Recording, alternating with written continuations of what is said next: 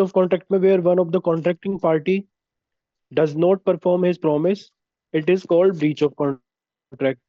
The injured party is discharged from performing his part of obligation. Breach of contract may be of two kinds. Actual breach, it occurs when a party fails to perform a contract when the performance is due, or anticipatory breach. An anticipatory breach of contract occurs before the time fixed for the performance. तो मेरे को एक चीज बता दो बस कि actual breach of contract में और एंटिसिपेटरी ब्रीच ऑफ कॉन्ट्रैक्ट में क्या डिफरेंस होता है? चलो,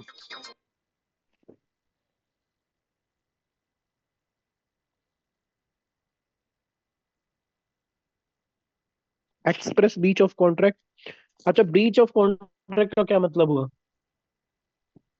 सर कॉन्ट्रैक्ट ब्रीच होना यानी कि कॉन्ट्रैक्ट को कहीं ना कहीं हानि मतलब उसको ब्रीच कर देना यानी कि मतलब उसको सही से कैसे नो। अच्छा अच्छा। अच्छा, एक बात बता, अगर मैं तुमसे कॉन्ट्रैक्ट कर रहा हूँ कि मैं तुमको कॉन्स्टिट्यूशन पढ़ाऊंगा या जुडिशरी की कोचिंग दूंगा, और मैं तुमसे कॉन्ट्रैक्ट करने के बाद तुमसे फीस भी ले लेता हूँ, और मैं तुम्हें नहीं पढ़ाता, तो इसे में हम क्या बोलेंगे? अपने टर्म फुलफिल नहीं कर रहा तो उसको ब्रीच क्या ऑफ बोल देंगे? कॉन्ट्रैक्ट है, breach of contract. Breach of contract, when one of the parties, one of the parties to contract is not performing their part of contract, that is breach of contract. Simple बात है, एक line में discuss करोगे अगर, तो इसका simple language है कि भैया, when one of the parties to the contract is not performing his part of contract, because the contract must have to be performed by both the parties. I am the promiser, that I am promising, you are the promisee. I am saying that I will teach you Indian constitution. You are saying that okay, sir, we will pay you the fees for that Indian constitution. So if any of the parties not performing their part of contract, like if I'm not teaching you Indian constitution or you are not paying me the fees, so any of the parties not performing the contract, that is breach of contract. So breach of contract basically when, because होता है क्या है कि जब कोई contract हो जाता है तो कॉन्ट्रैक्ट होने के बाद ये दोनों पार्टी की, ऐसा नहीं है कि सिर्फ प्रोमिसर बाउंड है या प्रोमिसी बाउंड है, ये दोनों पार्टी की लाइबिलिटी है। प्रोमिसर को भी अपना पार्ट परफॉर्म करना पड़ेगा, प्रोमिसी को भी अपना पार्ट परफॉर्म करना पड़ेगा।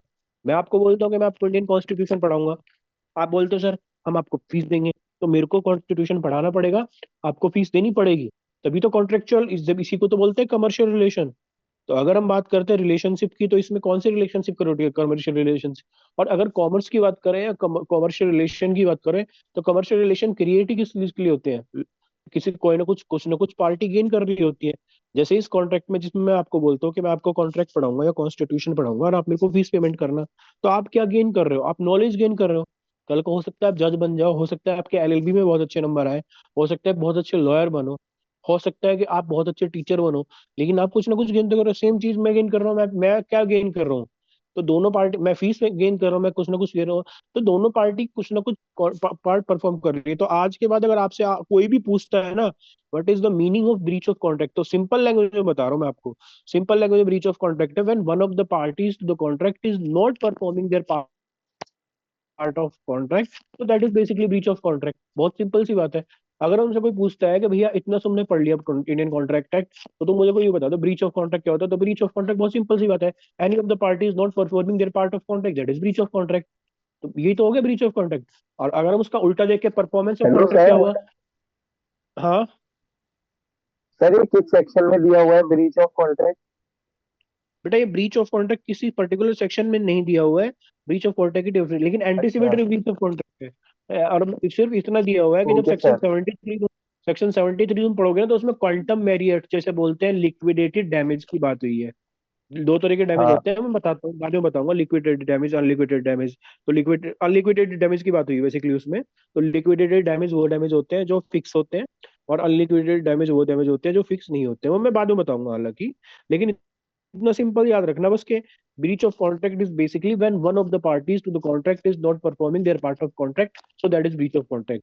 The other party who is willing to perform the contract can take that party to the court and seek specific performance of contract, so that is breach of contract. तो breach of contract दो तरह के होते हैं, actual breach of contract। तो actual breach of, तो ये तो हो गया breach of contract। अब हम देते हैं ब्रीच ऑफ कॉन्ट्रैक्ट दो तरह के कैसे होते हैं।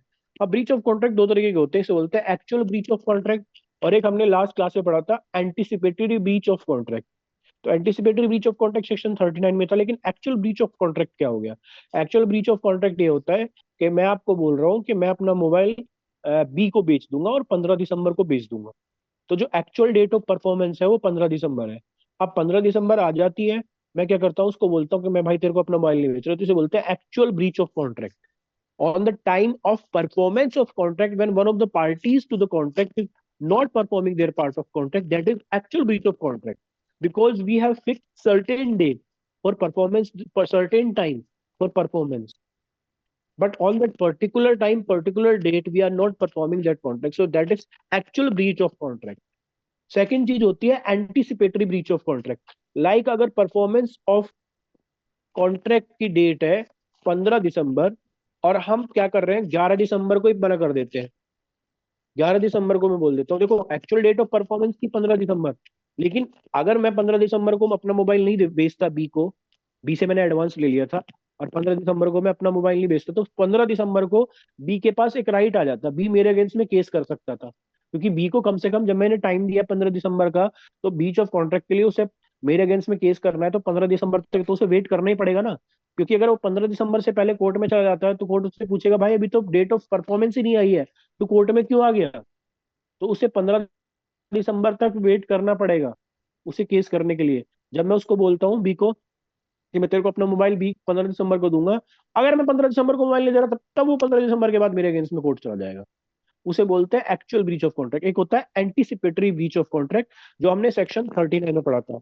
तो where there is anticipation of breach of contract, तो एक्चुअल डेट ऑफ परफॉर्मेंस 15 दिसंबर है, लेकिन सेक्शन 39 आपको एक नया राइट दे रहा है, इसे बोलते हैं subsequent voidable contract. Subsequent voidable contract का मतलब क्या हो गया, देखो अगर 15 दिसंबर को मेरे को बी का अपना मोबाइल बेचना था, लेकिन 11 दिसंबर को बी को पता चलता है कि सर का मोबाइल तो सर ने डी को बेच दिया, तो वो 11 दिसंबर को ही मेरे अगेंस्ट में केस कर सकता है। अब मुझे 15 दिसंबर का वेट नहीं करना।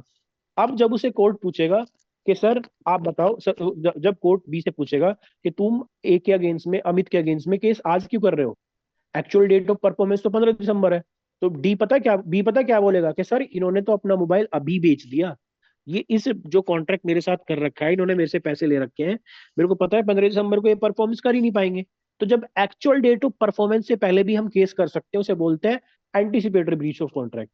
तो उसमें दो चीजें मैंने बताई थी, पार्टी रिफ्यूजिंग टू परफॉर्म और party disabling himself to perform the contract.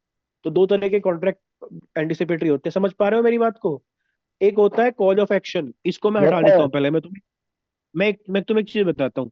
एक होता है सिविल केस में, क्या होता है जब तुम सिविल केस किसी के अगेंस्ट में करोगे ना, तो इसे बोलते हैं cause of action. Cause of action क्या होता है, basically reason behind the initiation of legal proceeding.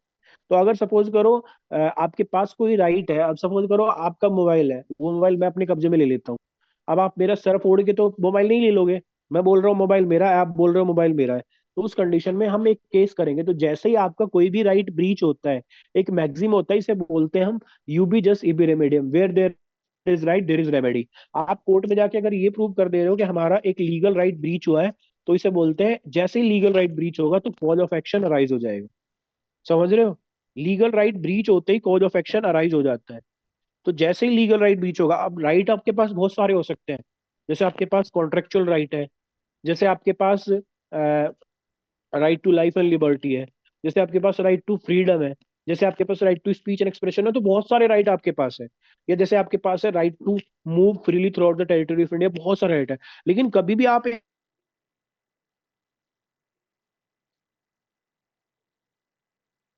Hello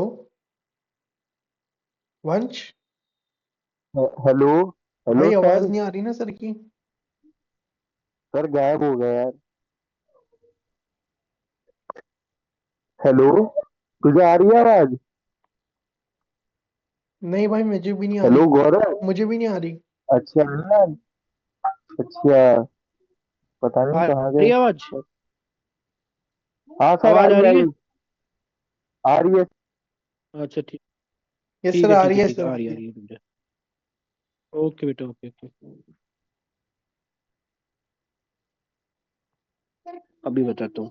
तो एक बात याद रखना, आज के बाद तुम देखो, अगर कोई क्रिमिनल प्रोसीडिंग की बात करें, अगर कोई क्रिमिनल प्रोसीडिंग कोर्ट में इनिशिएट होती है ना, जैसे मान लो सपोज करो किसी ने किसी के अगेंस्ट में ऑफेंस कर दिया, तो जैसे ही ऑफेंस होता है पुलिस एफआईआर रजिस्टर्ड करती है। तो बेसिकली जो फर्स्ट स्टेज होगी ना क्रिमिनल प्रोसीडिंग, उसे बोलते हैं रजिस्ट्रेशन ऑफ एफआईआर। और के बाद क्या होता है कि बेसिकली एक इन्वेस्टिगेशन होती है, इन्वेस्टिगेशन कंक्लूड करके पुलिस ऑफिसर कोर्ट में जाता है और फिर इंक्वायरी और ट्रायल स्टार्ट हो जाता है। लेकिन सिविल केस की बात करें तो सिविल केस कभी स्टार्ट होता है जैसे ही आपका कोई राइट ब्रीच होगा ना, इसे बोलते हैं ब्रीच ऑफ राइट। अब राइट आपके पास बहुत सारे हो सकते हैं, जैसे आपके पास राइट टू फ्रीडम है, जैसे आपके पास राइट टू स्टडी है, जैसे आपके पास कॉन्ट्रेक्चुअल राइट है। तो कोई भी जब आपका लीगल राइट ब्रीच होता है तो आप कर क्या सकते हो, आप बेसिकली एक लीगल प्रोसीडिंग इनिशिएट कर सकते हो, जिसे बोलते हैं सिविल प्रोसीडिंग इनिशिएट कर सकते हो। लेकिन सिविल प्रोसीडिंग इनिशिएट कब होता है, जब कॉज ऑफ एक्शन अराइज होता है। कॉज ऑफ एक्शन अराइज का मतलब ये होता है कि सपोज करो आपका वंश के पास मोबाइल है और वंश का मोबाइल मैं छीन लेता हूँ, तो वंश मेरे अगेंस्ट में एक सूट लेके आएगा, suit for recovery of movable property. लेकिन वंश का एक फ्लैट है, वंश के उस फ्लैट पे मैं कब्जा कर लेता हूँ, तो वंश मेरे अगेंस्ट में एक सूट लेके आएगा, suit for recovery of immovable property. वैसे ही अगर सपोज करो अ, वंश का वंश मेरे साथ कॉन्ट्रैक्ट करता है और मैं क्या करता हूँ, कॉन्ट्रैक्ट ब्रीच कर देता हूँ, तो वंश मेरे अगेंस्ट में एक केस कर सकते हैं, इसे बोलते हैं suit for specific performance of contract. लेकिन एक डेट होता है। अब सपोज करो वंश का मोबाइल मैंने 15 दिसंबर को छीना है, तो वंश के पास एक राइट था, right to use his mobile. तो जैसे ही वो मैं उसका मोबाइल छीन लेता हूँ तो राइट टू उसका राइट ब्रीच हो जाता है। तो जैसे ही वो राइट ब्रीच होगा वंश मेरे अगेंस्ट में केस कर सकता है। तो इसे बोलते हैं कॉज ऑफ एक्शन। जैसे ही आपका कोई राइट ब्रीच होगा आप लीगल प्रोसीडिंग इनिशिएट कर सकते हो। You must have reason to initiate legal proceeding and that reason is basically cause of action. तो कॉज ऑफ एक्शन कब अराइज होता है, जब हमारा कोई भी लीगल राइट ब्रीच होगा। अब लीगल राइट ब्रीच होने का मतलब क्या हुआ कि सपोज करो मैं बोलता हूँ वंश को कि वंश मैं बेटा आपको अपना मोबाइल बेच दूंगा, एक मिनट यार, वंश मैं आपको अपना मोबाइल बेच दूंगा, मैं बोलता हूँ वंश को कि वंश मैं आपको अपना मोबाइल बेच दूंगा। उस कंडीशन में क्या होता है कि मैं बोलता हूँ कि 15 दिसंबर को मैं आपको अपना मोबाइल बेच दूंगा। अब 15 दिसंबर को मैं आपको अपना मोबाइल नहीं बेचता हूँ, तो 15 दिसंबर को आपके पास एक राइट आएगा, आप क्योंकि मैंने आपसे पैसे ले लिए थे और मैंने आपको डेट ऑफ परफॉर्मेंस बताई थी 15 दिसंबर को मैं आपको मोबाइल बेच दूंगा। तो आप मेरे अगेंस्ट में केस कब कर सकते हो, जब कॉज ऑफ एक्शन अराइज होगा। और कॉज ऑफ एक्शन कब अराइज होगा, जब आपका लीगल राइट ब्रीच हुआ है। लेकिन यहाँ लीगल राइट कब ब्रीच हुआ है, 15 दिसंबर को, क्योंकि मैंने डेट ऑफ परफॉर्मेंस कब बताई थी, 15 दिसंबर। इसे बोलते हैं actual breach of performance on the time fixed by any of the party to performance of a contract, when one of the parties breaching the contract, one of the parties not performing their part of contract. Like if I'm promising you that I will give my mobile to you on 15th of December, and I'm not giving you that mobile on 15th of December, so you can initiate a legal proceeding against me only after 15th of December, because the cause of action itself arise on 15th of December only. सो आप मेरे against में suit कब करोगे, 15 दिसंबर के बाद, क्योंकि actual breach of contract है वो है 15 दिसंबर को हुआ है। लेकिन अब आता है anticipatory breach of contract. Anticipatory breach of contract क्या हो जाएगा, तो anticipatory breach of contract basically होता है कि जब आपको संभावना है, मैंने आपको परफॉर्मेंस डेट दी है 15 दिसंबर, लेकिन आपको पूरी की पूरी संभावना है कि सर 15 दिसंबर को अपना मोबाइल मेरे को नहीं बेचेंगे, तो आप क्या करोगे, आपको 15 दिसंबर का वेट नहीं करना मेरे अगेंस्ट में केस करने के लिए। अगर आपको 10 दिसंबर को पता चल जाता है कि अपना मोबाइल अमित सर ने अपना मोबाइल किसी और को बेच दिया, या अमित सर को मोबाइल टूट चुका है, या अमित सर को मोबाइल चोरी हो गया है, तो आप 10 दिसंबर को ही लीगल प्रोसीडिंग मेरे अगेंस्ट में इनिशिएट कर दोगे। समझ रहे हो क्यों, क्यों करोगे, आप मेरे से कंपनसेशन लोगे, आप मेरे से अपनी जो आपने एडवांस मनी मेरे को दी है वो वापस लेने की डिमांड करोगे। तो उस कंडीशन में क्या हो जाएगा, आपको एक्चुअल डेट 15 दिसंबर का वेट नहीं करना, आप एक्चुअल डेट से पहले भी केस कर सकते हो। इसे बोलते हैं anticipatory breach of contract, where there is anticipation that contract must not be perform on the actual date of the performance. तो इक्विटी ने आपको एक नया राइट दिया है कि आपके पास एक राइट है, आप क्या कर सकते हो, 10 दिसंबर को मेरे अगेंस्ट में सूट कर सकते हो और उस कॉन्ट्रैक्ट को अवॉइड कर सकते हो। आपके पास एक राइट ही है। दूसरा राइट आपके पास ये है कि आपको पता तो चल गया 10 दिसंबर को, आप 10 दिसंबर को केस नहीं कर रहे। एक मिनट बेटा लाइन पर है ना, मैं बस बात कर लेता हूँ, एक मिनट।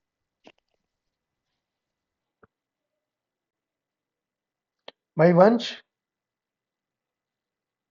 वंश, हाँ वो अतुल हाँ सुभाष का हाँ। तूने देखा? हाँ एक मिनट बेटा, भाई एक मिनट कितना बेटा बुरा मैं। हुआ ना बेचारे के साथ। Hello, yes sir. हेलो गौरव। आवाज आ रही है। Yes sir. बहुत बुरा हुआ उसके साथ। हाँ हाँ यस भाई, सर, आ रही है। हाँ यार वैसे चल भी बहुत ठीक है। अबे भाई तू वैसे वैसे सब जगह पे कैंडल मार्च निकल जाती है और उस बेचारे के लिए। चलो कोई नहीं, वो बाद में डिस्कस करेंगे, पहले एंटिसिपेटरी ब्रीच पढ़ लो। तो एंटिसिपेटरी ब्रीच क्या होता है कि बेसिकली जहां संभावनाएं हैं, जहां एंटिसिपेशन है कि भैया, अब देखो आपके पास दो राइट है। आप सपोज करो मैंने आपको प्रॉमिस किया है कि मैं आपको अपना मोबाइल 15 दिसंबर को भेज दूंगा, और आपको 10 दिसंबर को ही पता चल गया कि अमित सर का मोबाइल तो चोरी हो गया, या अमित सर का मोबाइल तो टूट गया, या अमित सर का मोबाइल तो अमित सर ने किसी और को भेज दिया। तो आप 15 दिसंबर का वेट नहीं करोगे, आप 10 दिसंबर को भी मेरे अगेंस्ट में केस कर सकते हो। इसे बोल रहे हैं एंटीसिपेटरी ब्रीच ऑफ कॉन्ट्रैक्ट, जहां एक्चुअल डेट ऑफ परफॉर्मेंस से पहले ब्रीच ऑफ कॉन्ट्रैक्ट हो चुका है। डेट ऑफ परफॉर्मेंस 15 दिसंबर को थी, लेकिन जब मेरा मोबाइल चोरी हो गया तो मैं कैसे अपना मोबाइल आपको दूं? अब तो मेरे पास मोबाइल है ही नहीं। तो ये तो कंफर्म है कि कॉन्ट्रैक्ट तो एक्चुअल डेट ऑफ परफॉर्मेंस को 15 दिसंबर को भी परफॉर्म नहीं हो सकता। तो आप 10 दिसंबर को भी मेरे अगेंस्ट में सूट कर सकते हैं। अब सेक्शन 39 आपको दो राइट दे रहा है। या तो आप 10 दिसंबर को मेरे अगेंस्ट में केस कर दो, जिस दिन आपको पता चलता है कि अमित सर का मोबाइल चोरी हो गया, या फिर आप 15 दिसंबर तक वेट करो। तो इसे बोलते हैं वॉइडेबल कॉन्ट्रैक्ट। ये सब्सिक्वेंट वॉइडेबल कॉन्ट्रैक्ट की श्रेणी में आता है। ये कॉन्ट्रैक्ट कॉन्ट्रैक्ट एग्जिस्ट करता था, लेकिन क्योंकि मेरा मोबाइल चोरी हो गया तो अभी सब्सिक्वेंटली आपके पास दो राइट आ गए हैं। आप या तो इस कॉन्ट्रैक्ट को अवॉइड कर सकते हो, अवॉइड करा सकते हो, सेट असाइड करा सकते हो। ये आपके पार्ट पे वॉइडेबल कॉन्ट्रैक्ट बन जाता है। या तो आप इसको सेट असाइड करा दो, या फिर आप वेट करो कि 15 दिसंबर तक अमित सर कुछ और अरेंजमेंट कर ले। अब अगर आप कोर्ट में जाओगे तो कोर्ट आपसे ये नहीं बोलेगा कि 15 दिसंबर तक वेट करो, क्योंकि आपने एक चीज प्रूव कर दी कि Amit sir is refusing to perform the contract, और Amit sir has make himself disable to perform the contract in its entirety. तो यही था एंटिसिपेटरी ब्रीच ऑफ कॉन्ट्रैक्ट। समझ रहे हो, दो तरह के कॉन्ट्रैक्ट होते हैं, दो तरह के ब्रीच होते हैं। एक होता है एक्चुअल ब्रीच ऑफ कॉन्ट्रैक्ट, एक होता है एंटिसिपेटरी ब्रीच ऑफ कॉन्ट्रैक्ट। मेरे को एक चीज बता दो कि एंटिसिपेटरी ब्रीच ऑफ कॉन्ट्रैक्ट किस सेक्शन में दिया हुआ है? सर 39। 39 बस। अब नेक्स्ट जी हम जो यस पढ़ेंगे ना, सर। दो ही चीजें, दो तरह के ब्रीच होते हैं, ब्रीच ऑफ कॉन्ट्रैक्ट और anticipatory breach of contract. Actual breach of contract sir और ये तो नहीं एंटीसिपेटरी ब्रीच। पढ़ा। हाँ ये पढ़ा है बेटा, लेकिन फिर भी अब आते हैं हम remedy, remedies for breach of contract. तो following remedies are available to agree party against the guilty party. पहला होता है सूट फॉर रेसेशन, दूसरा होता है सूट फॉर डैमेजेस, थर्ड होता है suit for quantum merit, fourth होता है सूट फॉर स्पेसिफिक परफॉर्मेंस, और फिफ्थ होता है सूट फॉर इंजंक्शन। ये जो क्वेश्चन है ना, ये बहुत ही इंपॉर्टेंट क्वेश्चन है। तो इसको बेसिकली इसको कर लेना, ठीक है? तो इसको एक एक करके हम ढंग से कर लेते हैं। सर ये पांच कौन से रेमेडी, सेक्शन में दिया हुआ है? ये अलग ये जो अलग सेक्शन में है पांचों बेटा। रेमेडी। अच्छा सर जैसे अलग में है। क्वांटम क्वांटम मेरिट और डैमेज मैं आपको बताता हूँ। ये है सेक्शन 73 से लेके 75 तक। और अगर मैं बात करूं सूट फॉर स्पेसिफिक परफॉर्मेंस, ये है section 10 of specific relief act. अगर मैं बात करूं सूट फॉर इंजंक्शन, तो ये है सेक्शन 37, 38, 39, 40, 41। ये जब तुम स्पेसिफिक रिलीफ एक्ट पढ़ोगे, तो ये अलग अलग सेक्शन में है बेटा,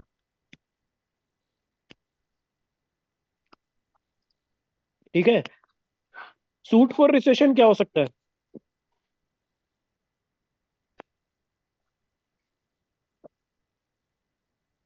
अरे कॉन्ट्रैक्ट डिसाइड करना, खत्म कर देना, कैंसिल करना, हाँ। यस सर कैंसिल करना। ठीक है? रिसाइंड करना बताया तो मैंने, यस सर। पार्टी रिसाइंड करना।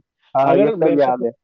अगर अगर अगर अगर सपोज करो, अब एक चीज समझो ना, कि सपोज करो कॉन्ट्रैक्ट, मैंने तुमसे कॉन्ट्रैक्ट किया था कि 10 दिसंबर को मैं तुमको अपना मोबाइल भेज दूंगा, और 10 दिसंबर को मैं 15 दिसंबर को मैं तुमको अपना मोबाइल भेज दूंगा, और 15 दिसंबर को मैं तुमको अपना मोबाइल नहीं बेच रहा हूँ।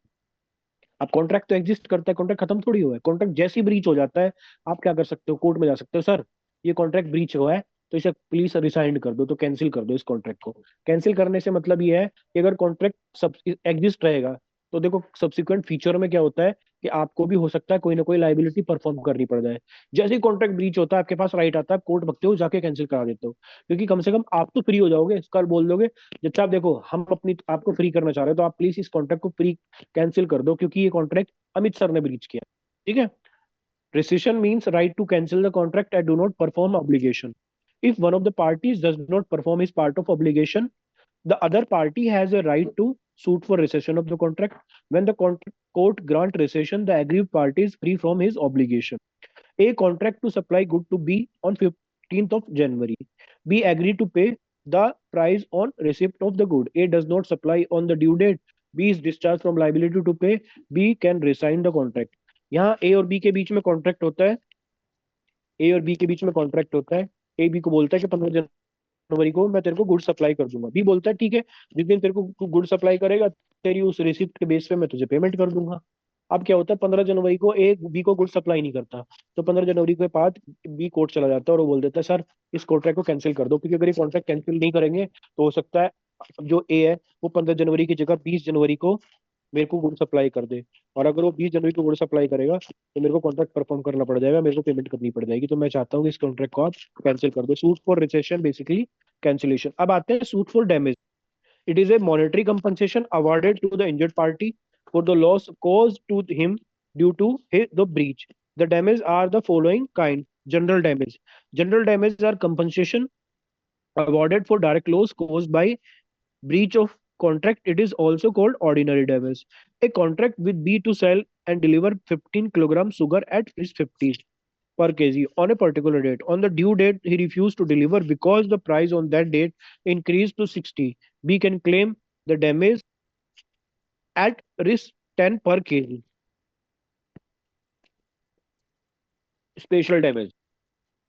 स्पेशल डैमेज आ रहे, मैं दोनों बताऊंगा अभी धीम से, पहले पहले ध्यान से सुन लो। Special damages are a compensation awarded for indirect loss caused by breach of contract. Special damages are provided only in the those circumstances where the promisee at the time of entering in the contract is known as about the loss. एक contract सी, चलो मैं एक काम करता हूँ, इसे normal language में बता देता हूँ। देखो सूट इस जनरल डैमेज क्या होता है, जनरल डैमेज ये होता है कि जैसे इस केस में आपने पढ़ा कि जनरल डैमेज ये होता है, इस केस में आपने पढ़ा कि ए बोलता है contract with B to sell and deliver 15 kilogram of sugar at risk 50 per kilogram on a particular date. On due date, refused to deliver because the price on that date increased to risk 60. B can claim damage risk 10 per kilogram. तो basically general damage क्या होता है, general damage ये होता है कि जितना loss हुआ है उतना ही आप रिकवरी कर लो। जितना लॉस हुआ है सिर्फ उतना आप रिकवरी करोगे। जैसे जनरल सपोज करो डैमेज मैं आपको मतलब बोल ये देता हुआ हूँ कि कि मैं जितना आपने लॉस करा उतना आपका रिकवरी हो जाएगी। डैमेज जैसे कि मैं आपको बोलता हूँ कि मैं आपको 50,000 रुपये, बेसिकली 50,000 रुपये में अपना मोबाइल बेच दूंगा और आप मेरे को 10,000 रुपये दे दो। तो उस कंडीशन में क्या हुआ कि जनरल डैमेज में ये हुआ कि कल को अगर मैं अपना मोबाइल नहीं बेच रहा तो कोर्ट ने क्या किया, आपको जनरल डैमेज प्रोवाइड करा दिया, आपको वो 10,000 रुपये आपको रिकवर करा दी। तो जितना आपको लॉस हो रहा था ना उसकी रिकवरी हो जाती है। इसे बेसिकली बोलते हैं जनरल डैमेज। लेकिन स्पेशल डैमेज क्या होता है, स्पेशल डैमेज ये होता है कि जैसे सपोज करो मैं आपको कॉन्ट्रैक्ट पढ़ा रहा हूँ, ठीक है, आपको जैसे अभी एमएससीटी के केस अगर देखोगे ना आप, एमएससीटी जिसे बोलते हैं मोटर एक्सीडेंट क्लेम केस, तो मोटर एक्सीडेंट क्लेम केस जब कोर्ट में जाओगे ना तुम तो अलग अलग मिलते हैं। जैसे आपने देखा होगा किसी केस में एक्सीडेंट में 10 लाख रुपए मिल गए, किसी केस में एक्सीडेंट में 20 लाख रुपए मिल जाते हैं। या अगर तुम देखोगे जैसे अगर डिफेमेशन केस सुना है नाम कभी, defamation? Yes sir, defamation yes सुना है? पिछले सर, साल राहुल गांधी ने मोदी को करा था। हाँ, डिफेमेशन केस पता है क्या होता है बेटा? डिफेमेशन केस ये होता है कि बेसिकली किसी को अगर हम डिफेम कर रहे हैं, अब डिफेम करने का मतलब ये हो गया कि सपोज करो मेरी औकात कितनी है, इसे बोलते हैं। अब जब सच में आप जाओगे कोर्ट में तो कोर्ट में औकात नाम से एक बनता है परफॉर्मा। तो औकात देखी जाती है कि किसी बंदे की औकात कितनी है। जैसे अभी मैं आपको बताता हूँ कि एक लड़का था, उसका एक्सीडेंट हो गया, उसका एक्सीडेंट हुआ, उसकी एज थी 22-23 साल एज थी उसकी, और एक्सीडेंट हुआ तो बस वाले ने उसको टक्कर मार दी, उसका हाथ इंजर्ड हो गया, हाथ मतलब टूट ही गया, उसका हाथ खराब हो गया। अब जिस टाइम उसको बस वाले ने टक्कर मारी थी, जिस टाइम एक्सीडेंट हुआ था ना उसको, उस टाइम वो जॉब कर रहा था, जॉब में उसे 20,000 रुपये पर मंथ मिल रहे थे, और उसको ये भी था कि वो पढ़ भी रहा था, तो बीए भी कर रहा था। तो बीए कर रहा था तो कल को ये भी था कि उसकी सैलरी 50,000 हो जाती। तो कोर्ट में उसने केस कर दिया उस बस वाले के अगेंस्ट में। तो बस वाले के अगेंस्ट में कोर्ट ने डिसाइड कर दिया कि भैया आपको 50 लाख रुपए देने पड़ेंगे। अब बस बस वाले ने क्यों बोल दिया उसको 50 लाख रुपए देने के लिए, बस वो कोर्ट ने क्यों बोल दिया बस वाले को? क्योंकि भाई वो इतना कमा रहा था और वो जिंदगी भर अगर उसका हाथ सही रहता तो कम से कम 50 लाख रुपए तो उस हिसाब से तो कमा ही लेता ना। तो कोर्ट ने बेसिकली वो सारे फैक्टर देखने के बाद एक इसे स्पेसिफिक रेमेडी प्रोवाइड कराई है। इसे बोलते हैं स्पेसिफिक रिलीफ। जैसे कि अगर सपोज करो तुम मेरे साथ कॉन्ट्रैक्ट कर रहे हो और तुम बोल दो मेरे को कि अमित सर हमको ना जुडिशरी की कोचिंग दे दो और हम आपको 50,000 रुपए दे रहे हैं, तो मैंने बेसिकली क्या किया, तुमसे 50,000 रुपये ले ली और तुम्हें जुडिशरी की कोचिंग नहीं दी। अब उससे तुम्हें नुकसान क्या हुआ है कि तुमने जितना भी ट्रेवल किया था अलग अलग स्टेट में जाके, और तुमने बेसिकली क्या किया, बहुत सारे प्रिलिमिनरी एग्जाम दिए, तो तुम्हारा मेट्रो का भी खर्चा लगा, तुम्हारा ट्रेन का भी खर्चा लगा है, तुम हवाई जहाज से भी गए हो भैया, फ्लाइट जा रहे हो, फ्लाइट लेके जा रहे हो, और तुम दे के आ रहे हो। अब क्योंकि तुम्हें नुकसान हुआ है मेरी वजह से, क्योंकि मैंने तुम्हें जुडिशरी की कोचिंग नहीं दी, तो तुम मेरे से 50,000 तो रिकवर करोगे करोगे, वो सब चीज भी रिकवर कर लोगे जो तुम्हें नुकसान हुआ है मेरी कोचिंग ना देने की वजह से। क्योंकि लेकिन अब इसमें मुद्दा ये आता है, इसमें एक केस हुआ था, wagon mount case, wagon mount मैं इस केस को कल डिस्कस करा दूंगा। बेसिकली पहले तुम ये समझ लो कि जनरल डैमेज तो वो है कि जितना आपको डैमेज हुआ है उतना ही आपको रेमेडी मिल जाएगी, लेकिन स्पेशल डैमेज वो डैमेज होता है कि बेसिकली जितना है ना, प्लस उस कॉन्सिक्वेंस में आपको जितना फायदा हो सकता था उस फायदे की भरपाई भी आप उससे करोगे। जैसे सपोज करो, आप मेरे से अगर कोचिंग ले रहे हो तो मेरे को 50,000 रुपये दे रहे हो, तो 50,000 रुपये तो आपको रिकवर होंगे होंगे। उसके अलावा आपको वो सब भी रिकवरी हो जाएगी। जैसे सपोज करो कल को आप जज बन सकते थे, आप जितने भी प्री एग्जाम दे रहे थे, तो कोर्ट क्या करेगा उस सब प्री, जैसे मेरे उस वाले केस में क्या हुआ था कि उस लड़के का हाथ टूट जाता है, हाथ टूटने के बाद कोर्ट कंसिडर करता है कि उसे 50 लाख रुपए देने पड़ेंगे। अब तुम एक चीज देखो कि डिफेमेशन का मतलब क्या हुआ, कि अगर सपोज करो तुम, कोई भी मेरे को डिफेम कर देता है, मेरे अगेंस्ट में गलत केस कर देता है, करके दिखाए, पहली बात तो कर देता है अगर, तो उस कंडीशन में क्या हो जाता है कि मैं क्या करूंगा, अगर मैं उसमें बरी हो जाता हूँ तो कल को मैं उसके अगेंस्ट में केस कर दूंगा डिफेमेशन का। क्यों करूंगा? क्योंकि उसने मेरे को डिफेम कर दिया और मेरी जो रेपुटेशन थी, उस रेपुटेशन की वजह से मैं अच्छा कमा सकता था, सर मैं कोचिंग दे सर सकता मैन था। हैंडलिंग का केस नहीं हो सकता? क्या बेटा? मैन हैंडलिंग का। Man handling? सर मानहानि का। वो डिफेमेशन माना नहीं क्या होता है, फेम का मतलब क्या होता है बता चल। सर पॉपुलैरिटी मतलब सर पॉपुलैरिटी एक ही बात हुई। और डिफेम का मतलब क्या होता है? पॉपुलैरिटी को अरे इफेक्ट माना सर नहीं, करना। हिंदी का कोई तो है माना नहीं, डिफेमेशन ही। हाँ वही सर वही। तो सेम ही बात है डिफेमेशन ना तो सर? मतलब, हाँ सेम ही बात है, वो हिंदी में माना नहीं बोलते, इंग्लिश में डिफेमेशन बोलते हैं, हाँ सर डीफेम। वही। ठीक है। तो जनरल डैमेज वो डैमेज होता है जो आप जनरली, आप बेसिकली जितना आपको घाटा हुआ उतना करोगे। स्पेशल डैमेज क्या होता है? Special damage are a compensation awarded for indirect loss. Direct loss नहीं, इनडायरेक्ट लॉस। जैसे उस बेचारे लड़के का हाथ टूटा, तो उसे डायरेक्ट लॉस हाथ टूटने का तो हुआ ही हुआ है, इनडायरेक्ट लॉस उसे इस बात का भी हुआ है कि कल को अगर वो जॉब करता तो अपने परिवार वालों के मतलब कम से कम पेट पा लेता है। और कम से कम वो जॉब करता तो उसकी हो सकता है 50,000 रुपये पर मंथ की जॉब लग जाती, क्योंकि अभी तो 20,000 की जॉब कर रहा है। अब उसका हाथ टूट गया अगर, तो बेचारा वो क्या करे, अब तो वो कुछ नहीं कर पाएगा। तो स्पेशल डैमेज वो है जो इनडायरेक्ट लॉस जो हो रहा है ना, उसकी भी रिकवरी आपको कोर्ट करवा देगा। इससे बोलते हैं special damage. A contract C to buy 1 ton of iron for 80,000. A also contract to sell 1 ton iron for 1 lakh. A informs C that about the purpose of contract. C failed to supply. As a result, A cannot supply to B. C is liable to loss of profit which A would have been earned. A contract। तो ये basically है क्या, अगर तुमने देखा होगा, suppose करो मैं क्या करता हूँ, वंश के साथ एक कॉन्ट्रैक्ट करता हूँ। मैं बोलता हूँ वंश मेरे को 1 टन आयरन सप्लाई कर दे तू, और मैं इस आयरन को ना गौरव को सप्लाई करूंगा फर्दर। तो वंश बोलता है ठीक है, मैं सर आपको 80,000 रुपये में ये वो दे दूंगा, आप 80,000 मेरे को दे दो। मैं इसको 80,000 रुपये पकड़ा देता हूँ।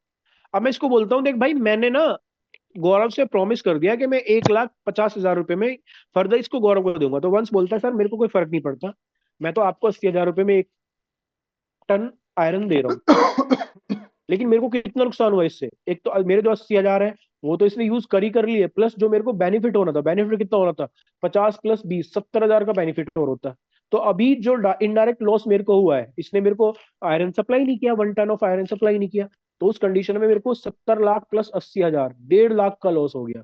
तो वो जो इनडायरेक्ट लॉस हुआ है, उस इनडायरेक्ट लॉस की भी रिकवरी वन से ही मैं करूंगा। ठीक है, समझ रहे हो? यस सर, सर आगे समझ में पूछ लो। एक यस एक सर। चीज दूसरी है, एक दूसरी लाइन समझ लेना इसमें। Special damages are provided only in those circumstances where the promisee at the time of entering in the contract is known about the loss। तो जब मैंने वंश को बता दिया ना कि वंश देख मैं इसको जो आयरन तो मेरे को सप्लाई करेगा ना, मैं फर्दर गौरव को सप्लाई करूंगा इसको, तो मैंने मेरे को नोटिस देना पड़ेगा उस टाइम पे जब मैं तेरे को कॉन्ट्रैक्ट कर रहा हूँ कि अगर कल को मेरे को कोई इनडायरेक्ट लॉस होता है तो उसकी भरपाई भी तेरे को ही करनी पड़ेगी। लेकिन अगर वंश को पता ही नहीं है कि मैं फर्दर इस आयरन को बेचने वाला था, तो वंश मेरे को स्पेशल डैमेज नहीं देगा, फिर वो जनरल डैमेज देगा, जो मेरे 80,000 उसने लिए थे वो वापस कर देगा। लेकिन मैंने क्या किया, जिस टाइम मैं वंश के साथ कॉन्ट्रैक्ट कर रहा था, वंश को कॉन्ट्रैक्ट करते हुए एक फर्दर अलग से नोटिस दिया कि वंश देख, मैं ये मोबाइल, ये अब तेरे से लोहा खरीद रहा हूँ, इस लोहे को मैं आगे बेचूंगा 1.5 लाख रुपए में, मैं तेरे से 80,000 रुपए में खरीद रहा हूँ। तो वंश बोलता है ठीक है सर, आप 1.5 लाख में बेच लो, आप 2 लाख में बेच लो, आपकी मर्जी, मैं तो आपको 80,000 में बेच रहा हूँ। लेकिन मैंने इसको नोटिस दे दिया। तो स्पेशल डैमेज तभी मिलता है जब इनडायरेक्ट लॉस के लिए मिलता है, और स्पेशल डैमेज तब मिलता है जब हम नोटिस दे देते हैं कि आपके इस एक्ट की वजह से मुझे इतना फायदा होने वाला है, और अगर आप ये एक्ट नहीं करोगे तो मेरे को इतना नुकसान हो जाएगा। तो कल को मैं स्पेशल डैमेज क्लेम कर सकता हूँ। Special damage Special damage yes are sir. a compensation. Special damage are a compensation awarded for indirect loss caused by breach of contract. Special damage are provided only in those circumstances where the promisee at the time of entering in the contract known about the load. तो आपको पता है कि अगर आप मेरे को iron supply नहीं करोगे तो अमित सर को 70,000 रुपए का नुकसान हो जाएगा। ठीक है।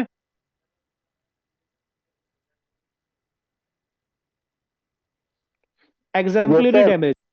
Exemplary damage are awarded with a view to punish the guilty party for breach and not to compensate the injured party for loss suffered.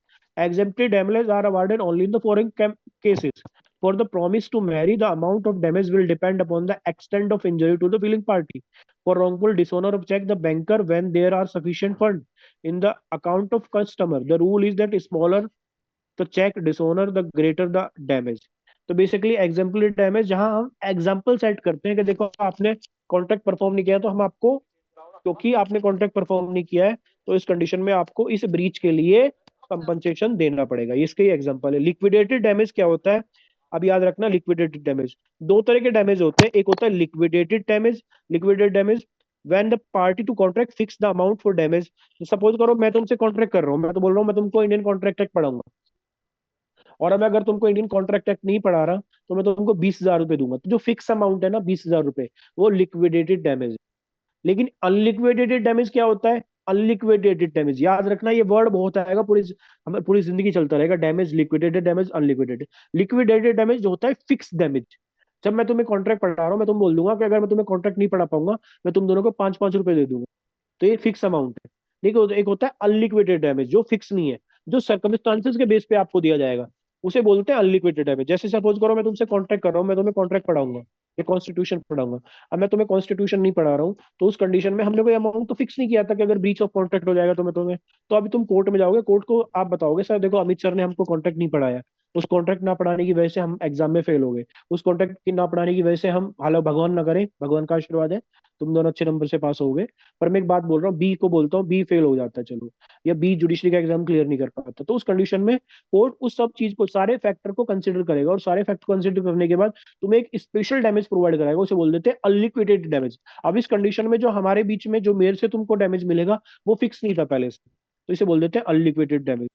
उसके अलावा suit for quantum merit. The quantum merit means payment in proportion to the work done, where a person has done some work under a contract and other party cancel the contract, or an event happen, b contract to build a 3 story house for a when 1 story is constructed। तो quantum merit मतलब merit के base पे, इससे ध्यान से सुन लो, दोबारा से कल फिर समझा दूंगा।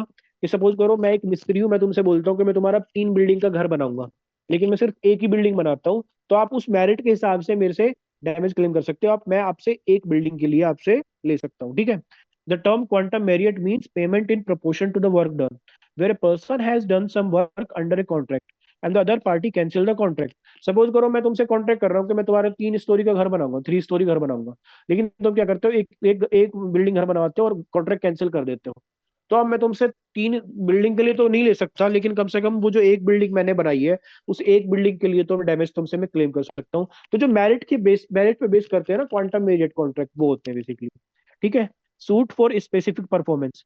तो लास्ट है सूट फॉर स्पेसिफिक परफॉर्मेंस, जो मैंने बताया था सेक्शन 10 में। सूट फॉर इंजंक्शन जो मैंने तुम्हें बताया था, तो बेसिकली ये जो डैमेज है ना, टाइप्स ऑफ डैमेज बहुत आता है, तो टाइप्स ऑफ डैमेज ढंग से कर लेना। सूट फॉर डैमेजेस में, ये सूट फॉर डैमेज है ना, general damage, special damage, sir exemplary types damage. Of damages की सर टाइप्स ऑफ डैमेजेस की कोई स्पेसिफिक सेक्शन है क्या? टाइप्स ऑफ डैमेज का कोई बेटा स्पेसिफिक सेक्शन नहीं है। ये बेसिकली ये ओके बेसिकली सर। डिपेंड करता है कॉन्ट्रैक्ट के टाइप्स पे, कॉन्ट्रैक्ट कैसा है। लेकिन ये पहले होता है, इसमें ओके 73 में सर। दिया हुआ है दो तरह के, नॉर्मल डैमेज और स्पेशल डैमेज। सेक्शन 73 में तो दिया हुआ है, सेक्शन 73 75 जब पढ़ोगे तुम। और ये लिक्विडेटेड डैमेज और अनलिक्विडेटेड डैमेज ये भी दिया हुआ है 75 जब पढ़ोगे, 74 जब पढ़ोगे, ठीक है। सर तो जैसे तो ओके ये सर। इसे मैं ढंग से करा। डैमेजेस का, सर कोई डैमेजेस का क्वेश्चन आता है तो उसमें हम पहले डैमेज का एक्सप्लेन करेंगे ना। हाँ, पहले डैमेज एक्सप्लेन करोगे, फिर तुम बताओगे जनरल डैमेज क्या होता है, फिर बताओगे स्पेशल डैमेज क्या होता है, हाँ। फिर तो बताओगे सर एग्जाम्पल डैमेज डैमेज क्या में होता तो है। सर डैमेज में तो वही आएगा ना कि जब पर्सन ब्रीच करता है कॉन्ट्रैक्ट करने से तो उसके बाद उसे क्या क्या रेमेडी मिलती है। बिल्कुल बिल्कुल बिल्कुल। लेकिन वो तो डैमेज है, डैमेज इज अच्छा। One of the remedy. अब रेमेडी तो बहुत सारी मिल सकती है ना। हाँ। डैमेज तो एक रेमेडी है, लेकिन उसके बाद क्या क्या रेमेडी थी। उसके पास रेसेशन की रेमेडी थी, उसके पास डैमेज की रेमेडी थी, उसके पास क्वांटम मेरिट वाली डैमेज थी, मेरिट भी थी, उसके पास सूट फॉर स्पेसिफिक परफॉर्मेंस था, उसके पास सूट फॉर इंजंक्शन था। लेकिन सपोज कर सिर्फ इस सेकंड पॉइंट पे एक क्वेश्चन आ जाता है सूट फॉर डैमेज पे, तब आप डैमेज में जनरल डैमेज, स्पेशल डैमेज और ये जो नॉमिनल डैमेज या जो exemplary damage, liquidated damage, non liquidated damage, तब ये करोगे सारे के सारे। तो इसके लिए पहले कल सेक्शन 73 74 75 करके आओ, फर्दर इसे हम कल क्लियर करेंगे। लेकिन ये जो पीडीएफ है मैं शेयर कर रहा हूँ, ये तुम देख लेना, remedies for breach of contract, इसमें सब क्लियर हो जाएगा। कोई डाउट अभी की क्लास में? थोड़ा वो समझ सर आया अभी ले रहे हो एक यस और सर। क्लास? है? एक और क्लास ले रहे हो? लेनी है अब क्लास? लू क्या है, कल लू? कल ले लो सर, कल ले लो। सर ले लो 10 10। अरे 10 मिनट की ले लेते हैं ना। चल, कौन सा सब्जेक्ट क्लियर करना है उसमें ये बता। सर थोड़ा सा थोड़े से डाउट थे बस। बस सर 15 मिनट चल की ठीक ले है, ठीक। लो। कोई नहीं, कोई इशू नहीं है, मैं ले लेता हूँ क्लास, है ना। चल, यस मैं सर। इसे दूसरी स्टार्ट कर रहा हूँ क्लास। ओके। हेलो गौरव। हाँ। कोई दिक्कत तो नहीं भाई? मुझे क्या दिक्कत है? कुछ दिक्कत?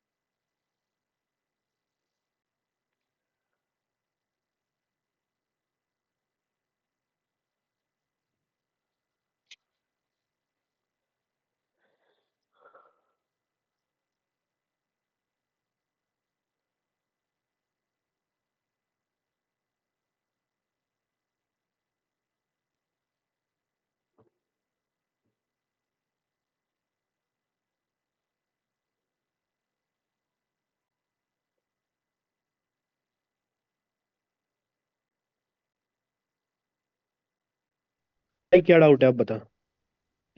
सर सर जैसे अगर सर इसको क्वेश्चन आता रिकॉर्ड है हमारा रिकॉर्ड छोड़ दो ना, डैमेज, अब रिकॉर्ड तो नहीं करनी। हाँ नहीं नहीं, इसको रहने दे, इसको रहने दे। सर अगर जैसे कि क्वेश्चन